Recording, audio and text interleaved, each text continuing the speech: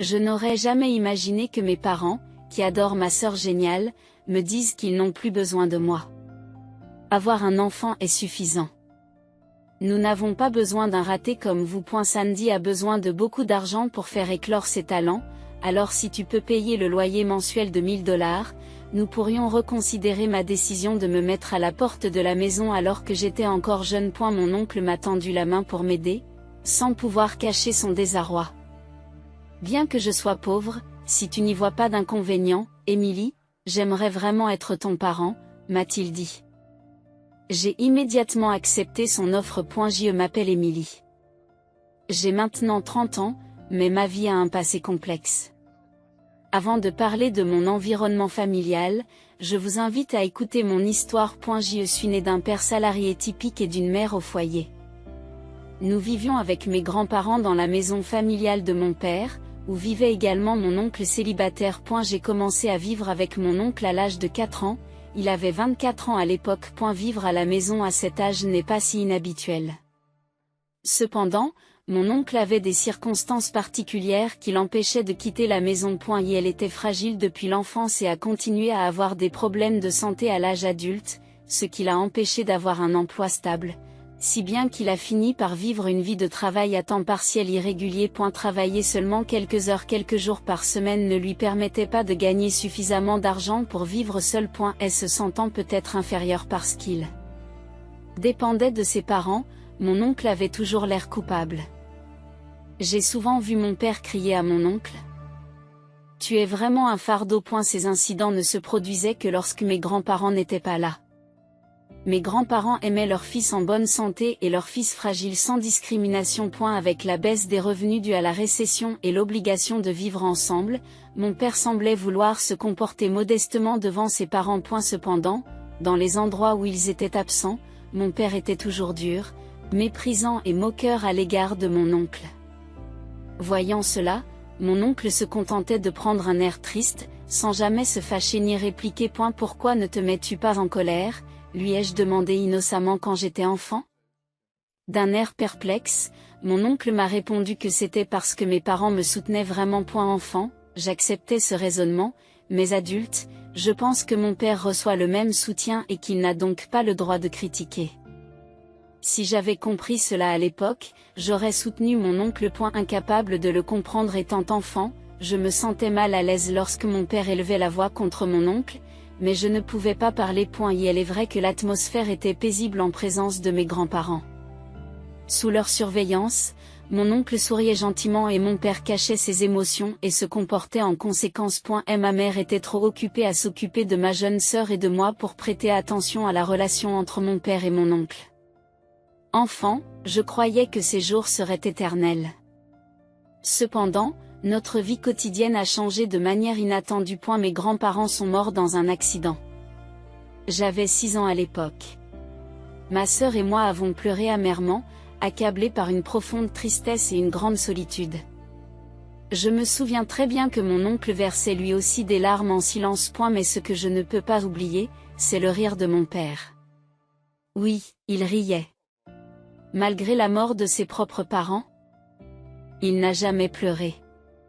Ni lorsque nous nous sommes précipités à l'hôpital, ni en préparant les funérailles. Ce n'est pas seulement qu'il était calme, il était clair pour moi, même lorsque j'étais enfant, que mon père n'était pas en deuil. Et cette conviction n'a fait que se renforcer. Le jour de l'enterrement, mon père riait en cachette, pensant que personne ne le regardait. À un moment donné, j'ai vu son visage et j'ai clairement saisi son expression. Ce n'était pas un rire né de la tristesse ou de la confusion, mais un sourire de joie authentique. Le genre de bonheur que j'ai reconnu en tant que fille. Mon père se réjouissait intérieurement de la mort de mes grands-parents. Et elle envisageait probablement divers avantages financiers. Ce sourire était très désagréable et terrifiant pour l'enfant que j'étais, il m'a fait pleurer.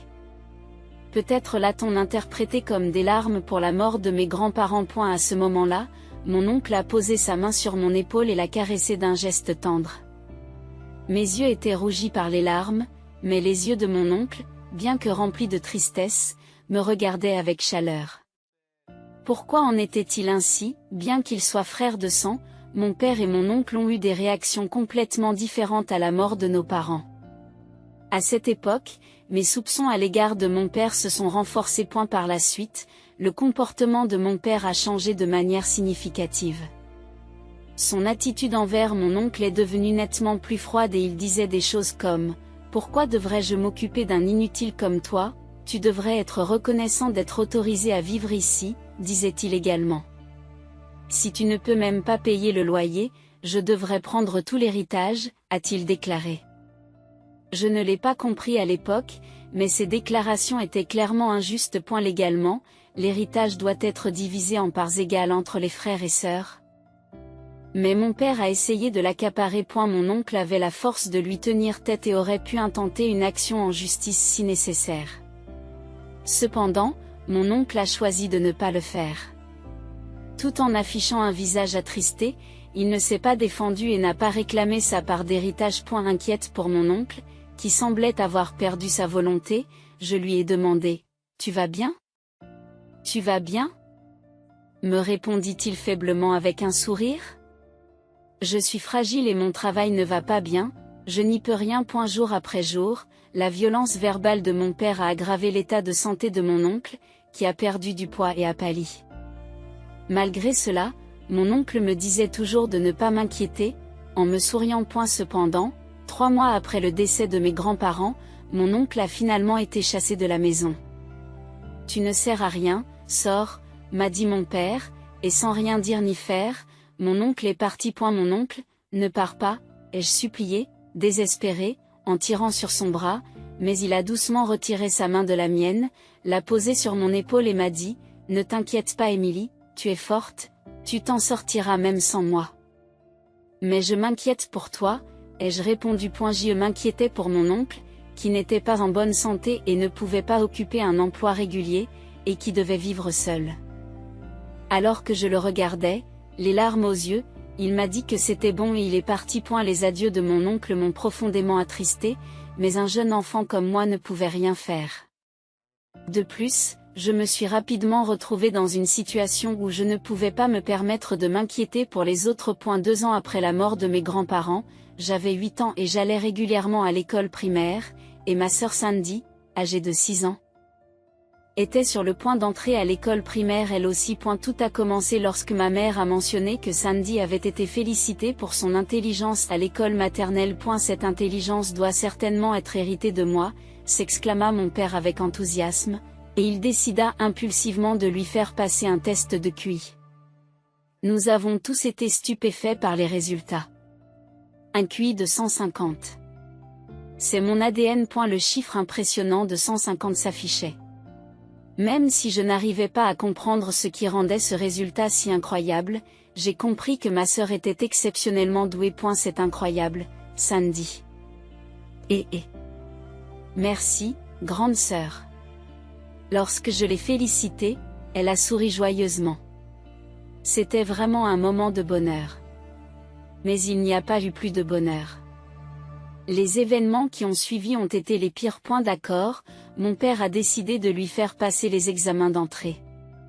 C'est pour bientôt. Et ma mère a été surprise, mais elle a été poussée par la confiance infondée de mon père, qui pensait que si elle était douée, tout irait bien, et elle s'est enthousiasmée à son tour.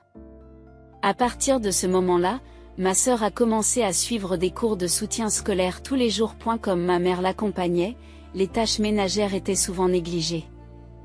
Par conséquent, la responsabilité m'a été transférée. Puisque ta mère et Sandy sont occupées, tu t'occuperas de la maison, m'a-t-on ordonné. C'est ainsi que la lessive et le nettoyage ont fait partie de ma routine quotidienne. Après l'école, je n'avais pas le temps de jouer. Je devais rentrer directement à la maison et terminer les tâches ménagères sous peine de me faire gronder par mes parents.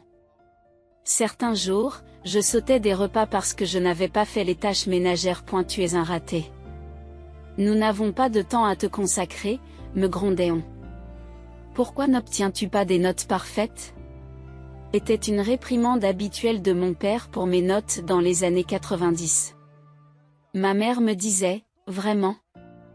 Ne peux-tu pas ressembler un peu plus à ta sœur, même si j'obtenais de bons résultats aux examens ou si j'étais la meilleure lors de la journée sportive, mes parents ne me félicitaient pas et ne faisaient pas attention à moi. On m'ignorait continuellement. Soit comme ta sœur Sandy était comme une répétition mécanique. De plus, il ajoutait des mots condescendants tels que c'est impossible pour toi, mais Sandy est un génie. Tu n'es qu'un incompétent. Sandy avait en effet du talent et elle a fait des progrès remarquables en peu de temps au tutorat, réussissant rapidement les examens d'entrée. En conséquence, mes parents sont devenus encore plus froids à mon égard. Ils n'ont pas lésiné sur les moyens pour Sandy. Je n'ai pas pu obtenir de nouveaux vêtements et j'ai dû me contenter de ceux qui étaient devenus trop petits. Sandy a pu profiter de repas délicieux.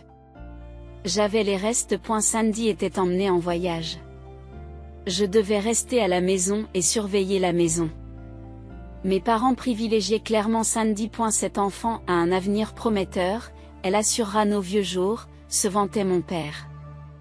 Nous devrions faire d'elle un médecin ou peut-être un avocat, devenir un politicien ne serait pas mal non plus, se demandait ma mère. Nous avons vraiment de la chance d'avoir une fille aussi talentueuse, a déclaré mon père avec fierté. Mon existence est passée inaperçue aux yeux de mes parents et moi qui pleurais derrière Sandy, j'ai continué à être ignorée. Puis, lorsque j'ai eu 10 ans, mes parents ont fait une déclaration froide. Un seul enfant suffit. Nous n'avons pas besoin d'un raté comme toi. Sandy a besoin de beaucoup d'argent pour faire éclore ses talents. Et si tu peux payer le loyer mensuel de $1000, nous pourrions reconsidérer la question, m'ont-ils dit. J'étais déconcertée. Nous disons qu'un seul enfant Sandy suffit, poursuit mon père. C'est impossible. Qu'est-ce que je suis censée faire toute seule? J'ai répondu. Pourquoi ne pas essayer de contacter ton oncle pour l'instant? Nous te donnerons un peu d'argent de poche. Débrouille-toi tout seul, m'ont-ils dit en me donnant un peu d'argent, puis on m'a fait sortir de la maison. J'ai pleuré et j'ai frappé à la porte d'entrée pour qu'on me laisse rentrer, mais il n'y a pas eu de réponse. La porte est restée fermée. Désespérée, je me suis rendue à la gare. Même à l'âge de 10 ans, j'avais les connaissances nécessaires et je pouvais prendre le train. J'ai demandé mon chemin à des gens et je suis finalement arrivée à l'appartement où vivait mon oncle. Lorsque la sonnette a retenti, mon oncle est sorti en montrant le même visage aimable qu'à l'accoutumée. Il a eu l'air surpris mais m'a invité à entrer et lorsque j'ai expliqué la situation, mon oncle s'est mis en colère. Qu'est-ce qu'ils font? S'est exclamé mon oncle. Je n'étais pas grondé moi-même, mais j'étais tourmentée par la culpabilité d'avoir été expulsée. Ne sachant pas quoi faire, j'ai eu les larmes aux yeux. À ce moment-là, alors que je baissais les yeux, mon oncle posa doucement sa main sur ma tête. Cette main mémorable par sa taille et sa chaleur était pleine de compassion. Cela a dû être difficile, mais ne t'inquiète plus, m'a dit mon oncle. Mais que dois-je faire maintenant? Comme tu le vois, je suis sujet aux maladies et j'ai peu de revenus, donc je suis pauvre, a dit mon oncle avec un sourire ironique en me regardant. Bien que nous ayons vécu séparément pendant un certain temps, l'expression de mon oncle était devenue beaucoup plus forte qu'auparavant. Peut-être que la distance qui le séparait de mon père avait modifié ses sentiments. En me regardant droit dans les yeux, mon oncle me dit avec un sourire: je suis pauvre, mais si tu n'y vois pas d'inconvénient, j'aimerais vraiment devenir ton père ou ta mère. Ah, j'aimerais devenir ton père adoptif. Avant qu'il ne finisse de parler, j'avais déjà sauté dans la large poitrine de mon oncle. Il était semblable à celui de mon père et pourtant totalement différent, et les échecs me donnaient un grand sentiment de sécurité. Tu n'as plus à t'inquiéter de rien. En entendant cela, j'ai pleuré de soulagement et mon oncle m'a doucement caressé le dos pour me réconforter. J'avais l'impression qu'il me traitait avec l'amour profond d'un vrai parent. Après cela, j'ai été élevée par mon oncle. Comme mon oncle était pauvre et souvent malade, la vie avec lui n'était pas simple. Cependant, il y avait toujours des sourires dans notre maison et les rires que j'avais oubliés lorsque je vivais avec mes parents revenaient en abondance avec mon oncle. C'était un foyer pauvre mais chaleureux. Mon oncle a continué à me donner un amour sans limite. Avec une profonde gratitude dans mon cœur, je vivais chaque jour pleinement. Chaque fois que je faisais un effort, mon oncle me félicitait. Même si les résultats n'étaient pas excellents, il appréciait l'effort lui-même. Encouragé par cela, je travaillais encore plus dur. Peu à peu, j'ai commencé à oublier mes parents qui ne m'avaient jamais félicité. J'ai grandi en bonne santé sous la tutelle de mon oncle et, avant même de m'en rendre compte, 20 ans se sont écoulés. Aujourd'hui, j'ai déjà 30 ans. Maintenant, j'ai devant moi un visage familier. Papa, maman. Cela fait un moment qu'Émilie va bien, me dit mon père avec un sourire qui efface mes lointains souvenirs. Mes yeux dirigés vers mon père, qui a beaucoup vieilli et dont les cheveux se sont clairsemés, montrent une froideur non dissimulée. Et pour cause, c'est le genre de situation où l'on se demande ce que l'on veut maintenant. Perturbé par mon regard glacial, mon père suggère. Eh bien, laissons le passé au passé et entendons-nous en famille à partir de maintenant. Ma réaction est prévisible. Quoi ? Qu'est-ce que tu racontes ? S'entendre en famille ? C'est une plaisanterie. Les chiffres. Un raté a toujours une mauvaise attitude. Il n'y a rien à faire. Il est peut-être temps de vous rééduquer. Ça suffit. Rentrez chez vous, s'il vous plaît. J'ai fermement arrêté mon père alors qu'il tentait d'entrer dans l'appartement. C'est à ce moment-là que ma mère s'est mise à alimenter le conflit. Émilie, ne t'obstine pas et accepte notre aide. Tu ne peux certainement pas être heureuse de vivre dans un appartement aussi délabré, s'est exclamée ma mère. Tu n'as rien à voir avec ça. Partez, s'il vous plaît. Inutile d'être si hautaine. Allez, laissez-nous entrer. Non, rentrez chez vous. Laissez-nous entrer. Rentrez chez vous. Même s'ils ont vieilli, ils ont poussé avec plus de force que je ne l'aurais cru. C'est peut-être parce qu'ils étaient deux, ce qui m'a empêché de les repousser. Nous n'arrêtions pas de nous bousculer comme des enfants qui jouent à pousser et à bousculer. Mais j'ai réussi à rester calme jusqu'au moment où mon père a essayé de franchir le seuil. C'est à ce moment-là que je les ai repoussés avec force. Qui ? Les 4 ont fait tomber mes 2 parents sur le sol, atterrissant sur le dos. J'ai fini par me tenir au-dessus d'eux, en les regardant de haut. Hug, tu es vraiment ennuyeux. Qu'est-ce que tu viens de dire ? Je suis occupée, alors tu peux partir ? C'est quoi cette façon de parler ? Comment peux-tu nous considérer comme tes parents ? Je ne vous considère plus comme mes parents depuis le moment où vous m'avez jeté. Mais nous avons pris soin de toi jusqu'à tes 10 ans. Jusqu'à 10 ans, hein ? Si je peux dire qu'on s'est occupé de moi, c'est seulement quand mes grands-parents étaient là. Pourtant, tu as survécu, n'est-ce pas ? Ça ne te donne pas le droit de te la jouer hautain et puissant. Alors qu'ils luttaient pour se lever en se tenant le dos, mes parents paraissaient beaucoup plus petits. Même s'ils ont la cinquantaine. Ils ont déjà l'air d'avoir 60 ou 70 ans. C'est vous qui l'avez dit vous-même, n'est-ce pas ? Cette Sandy, c'était assez. Avec votre fille géniale, vous n'avez aucune raison de venir me voir maintenant. Eh bien, ce n'est plus si simple. À mes mots, mon père grimace et répond d'un ton irrité. Il est arrivé quelque chose à Sandy ? Quoi ? Elle s'est retrouvée dans le besoin ou quelque chose comme ça ? Elle est devenue avocate. Alors, il n'y a pas de problème, n'est-ce pas ? C'est incroyable, c'est exactement ce qu'on attend de quelqu'un qui a un QI de 150. C'est du moins ce que nous pensions, jusqu'à ce qu'elle disparaisse soudainement. C'est assez surprenant. En écoutant plus attentivement, il s'est avéré que Sandy avait été diplômée de la faculté de droit, avait suivi des études supérieures, avait passé l'examen du barreau et, bien qu'elle ne l'ait pas réussi du premier coup, elle avait fini par l'obtenir et était devenue une avocate à part entière après sa formation. Alors pourquoi aurait-elle disparu après tout cela ? Elle a laissé un mot disant « Je ne m'occuperai pas de toi non plus », puis elle s'est volatilisée. C'est une situation difficile. En bref, elle vous a abandonné. Félicitations. Il n'y a rien à célébrer. Cette enfant ingrate, après tout ce qu'on a fait pour l'élever, c'est comme ça qu'elle nous remercie. Eh bien, Je suppose que c'est ce qui arrive quand le véritable amour fait défaut. Et si mes parents ont comblé ma sœur d'attention excessive, ils n'ont sans doute rien ressenti d'autre qu'un contrôle étouffant pour elle. Des parents qui modifiaient leur comportement en fonction d'un score de QI. Des parents qui accablaient leurs enfants d'attentes irréalistes.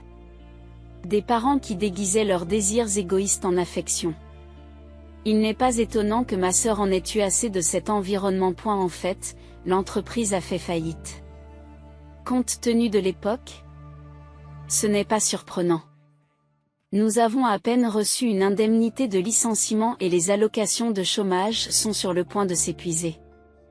C'est une bonne nouvelle. Ce n'est pas génial du tout. Et elle est déjà difficile de trouver un nouvel emploi à notre âge.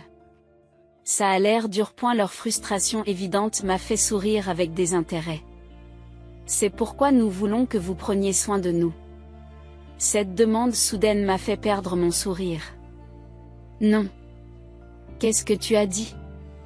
Comment peux-tu abandonner tes parents comme ça? Le seul vrai parent que j'ai, c'est mon oncle, qui s'occupe de moi depuis que j'ai 10 ans. Qu'est-ce que tu as dit? Ma réponse a laissé mon père sans voix.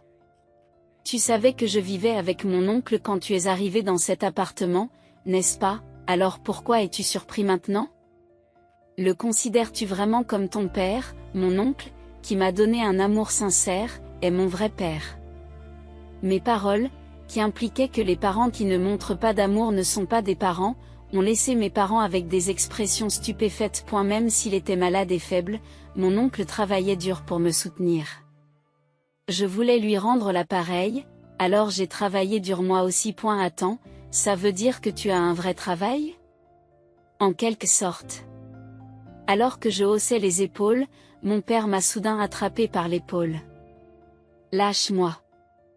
Alors, tu es en colère et un peu gêné aussi, n'est-ce pas? Écoute ce que je te dis, s'il te plaît. Pas besoin d'écouter. Je comprends tout. Tu te sentais seul, n'est-ce pas?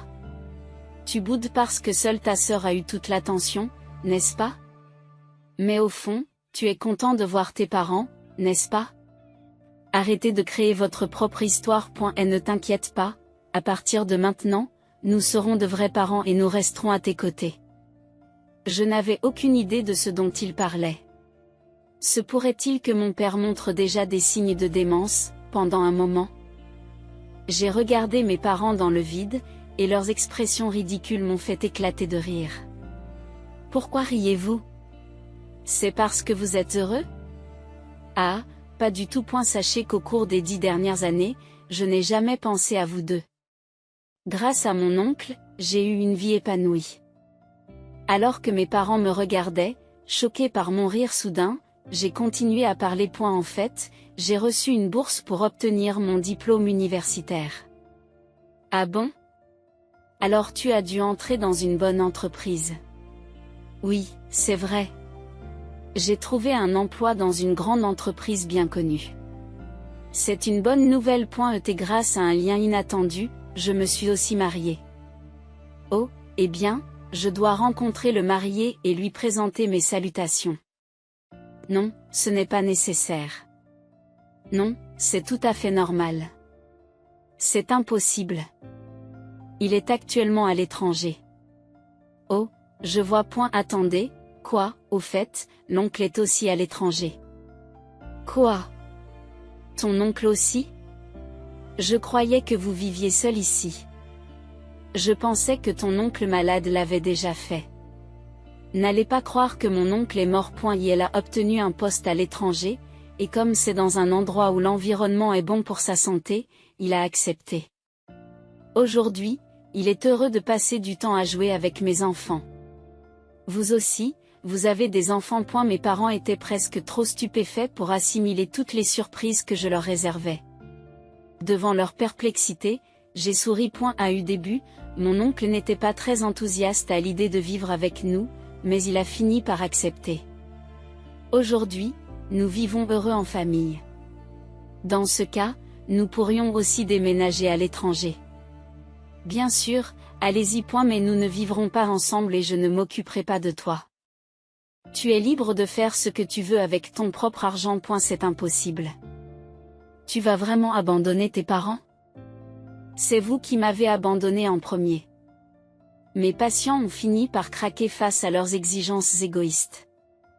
Les visages de mes parents sont devenus pâles. Je n'ai aucune reconnaissance envers vous, mais je dois beaucoup à mon oncle. Désormais, j'ai l'intention de lui rendre l'appareil pour tout ce qu'il a fait pour moi. Peut-être, mais envoyez-nous au moins un peu d'argent. Je vous en prie. L'oncle n'a jamais touché à l'argent que je lui ai envoyé et a continué à vivre dans ce vieil appartement pendant tout ce temps. Mais maintenant, il a finalement accepté de partir d'ici et de vivre avec nous à l'étranger. Je suis juste là pour finaliser les papiers. Qu'est-ce qui s'est passé? Le dernier jour avant de quitter cet appartement miteux, le fait que vous vous pointiez tous les deux, quelle coïncidence. Quoi? Vous partez. Le processus est déjà fait. Je rends juste les clés et je retourne à notre maison à l'étranger. Et nous? Tu vas nous abandonner, ta mère et moi, demande mon père, choqué, et j'acquiesce clairement. Merci de m'avoir abandonné. J'ai dit cela avec un sourire, les laissant sans voix. Je vous remercie vraiment. Grâce à vous, je suis heureuse maintenant.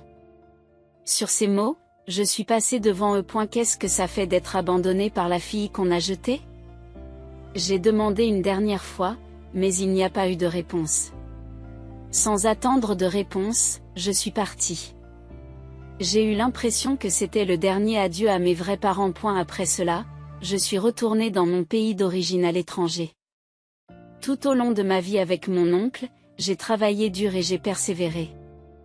Ces efforts ont payé et j'ai obtenu un emploi dans une entreprise réputée. Plus tard, j'ai eu l'occasion de travailler à l'étranger et c'est là que j'ai rencontré l'homme que j'ai épousé. Mon oncle a versé des larmes de joie en célébrant notre union.